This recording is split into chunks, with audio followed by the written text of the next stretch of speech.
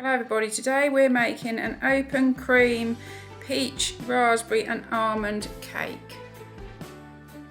So first of all we're going to make the cake. So pop your oven on gas mark 4 or 180 degrees Celsius so that it's preheated before you pop the cake in. That's very important.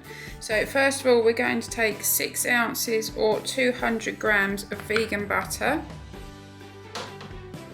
We're then going to take the same 6 ounces or 200 grams of caster sugar. I'm going to do this with a wooden spoon. You can do it with an electric whisker if you like. And we're going to cream the butter and the sugar together.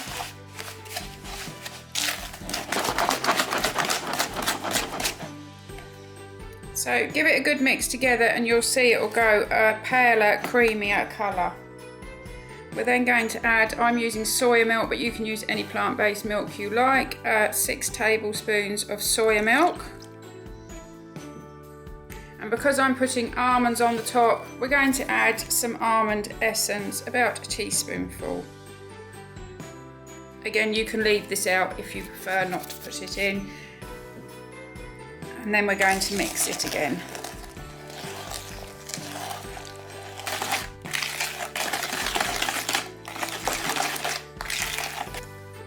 When you've mixed the milk in and the almond essence, you will feel that it's sort of curdled and gone a bit funny. It's because we're not using eggs and it does separate a little bit, but don't worry about this because when you add the flour, it will sort itself out.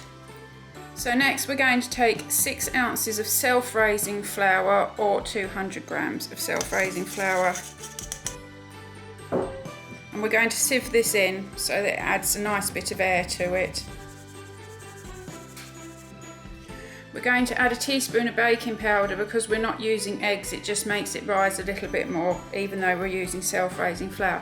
And because we mixed with a wooden spoon, now because you're mixing the flour in, we're going to mix with a metal spoon. And if you've done this on the electric whisker, please don't mix this in with the electric whisker. You need to fold it in with a metal spoon because all the air that you've mixed into your ingredients you now don't want to beat out or your cake won't rise. So carefully mix your flour in. It does take a little bit. Don't start going mad and mixing it round. Just slowly mix it in because you don't want to beat all that lovely air out that you've just put in.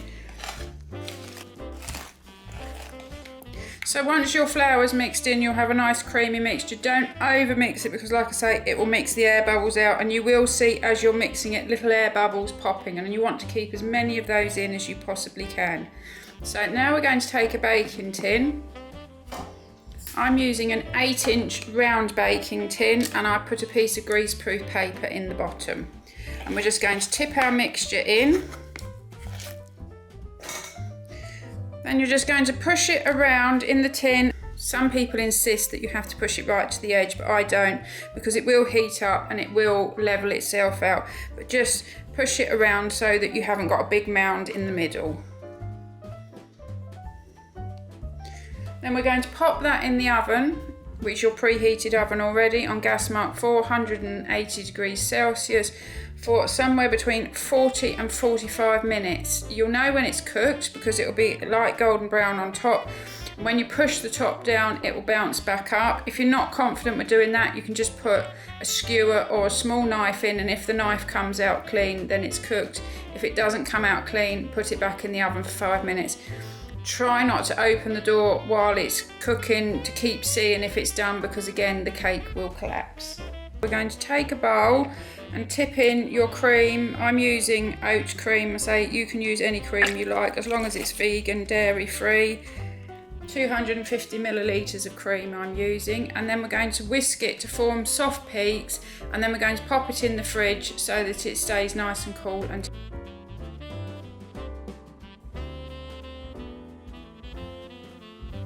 So we're going to prepare our almonds and our fruit now. I'm using almonds just to sprinkle on the top. So I've got whole almonds, I'm going to take them, I'm going to put them in a food processor and we're going to chop them up. So there we have our almonds chopped up. You don't want to chop them too small, and we'll just pop them in a bowl to sprinkle over the top at the end. Then we're going to take our tin of peaches and we're going to drain the syrup off them. And then we're going to cut them up into sort of bite-sized pieces. Again, we're going to pop them in a bowl and pop them in the fridge, ready to decorate at the end.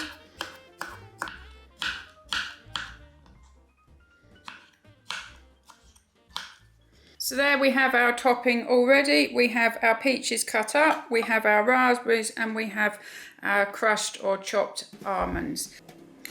So once your cake is cooked, take it out of the oven and turn it out onto a wire tray and allow it to cool. So it's now upside down on the wire tray. So we're going to turn it out onto a plate. So pop your plate on top of your cake, and then we're going to turn the whole thing over. And then just remove your wire rack like that, and you'll see that your cake has now got the smooth side on the top.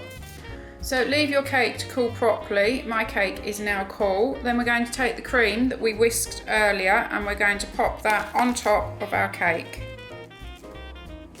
Then taking a metal spoon, just a normal metal spoon, take the back of your spoon and just push your cream around so that it fills the top of your cake. Then we've got our peaches that we cut up. If you just sprinkle a few of those over. Then take your raspberries. Be careful with your raspberries because they do crumble up a little bit. You don't want squidgy raspberries on it. And then take your almonds that we crushed up or that you chopped up in your blender and just sprinkle a few over the top. And there we have an open cream, peach, raspberry and almond cake